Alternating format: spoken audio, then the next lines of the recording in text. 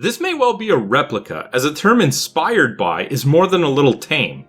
If Airoheart were on the SNES, it would be comparable to Link to the Past the same way Secret of Evermore is to Secret of Mana. Capturing the retro feel, this game is pretty much exactly what it looks like. In some ways, this has expanded on the game it is heavily based on. While it starts with someone talking in your mind, it's clear this has much more story to it, and considerably more dialogue. It feels like it delivers a story that isn't much deeper than Zelda's, but definitely takes a lot longer to tell, though I can't really say that's a bad or good thing and may be up to the individual. Without talking about late game story, the early part has you collecting pendants to prevent your brother from resurrecting an evil sorcerer. While it's implied that the voice in your head is trying to seduce you with their power and may not be looking out for your best interests.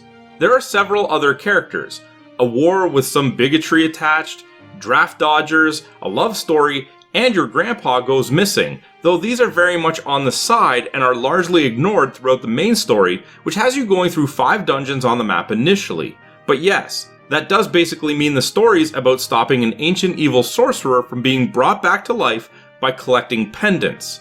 I wonder how they thought that one up.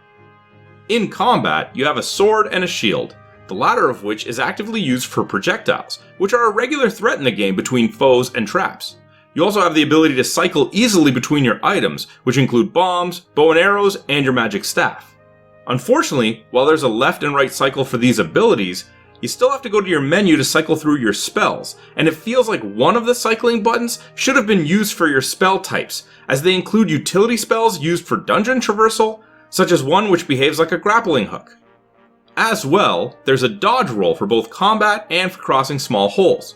All in all, the combat feels well evolved, and there are definitely the traps, puzzles, and battles that take advantage of these options, provided you are able to spot the offending projectiles, as the game is a bit darker and it's tougher to see these things.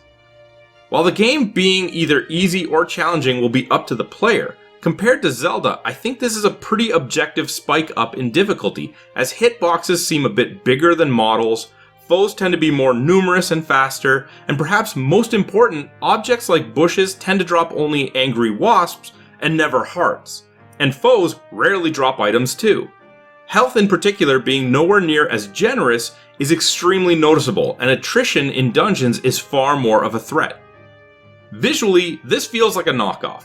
Even things like heavy rocks look almost the same as in Link to the Past, but it feels like it's through a filter that makes things darker and dirtier, not having anywhere near the vibrant, crisp color of the earlier game. That isn't to say the game looks bad, and perhaps this bit of differentiation is a good thing in some sense, as the overall similarities may appeal to some, but be a complaint to others. Both dungeon rooms and overworld areas are often fairly large and don't fit to one screen, which makes everything feel a lot larger, though not necessarily more dense, and it also means for some puzzles you don't get all the information at a glance while traveling, and exploring this can become inconvenient. Overall, this feels fairly minor in terms of gripes, and if you want something similar to Zelda but new, this is the game that does that. It does seem at a glance to be shorter, but dungeons and side areas are fairly large and provide enough to make this a decent length game. I could easily see it being 10 to 20 hours depending on completion. Airoheart is a solid SNES retro game, a must play for those who have a craving for that era.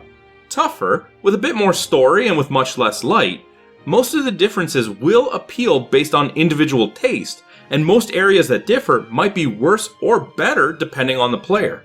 Personally, I prefer the original, and at the very least, I can say Link to the Past soundtrack is far more memorable. Airoheart earns a 7 out of 10. Hey, did you like that video? If you did, be sure to let us know by clicking the like button and leaving a comment.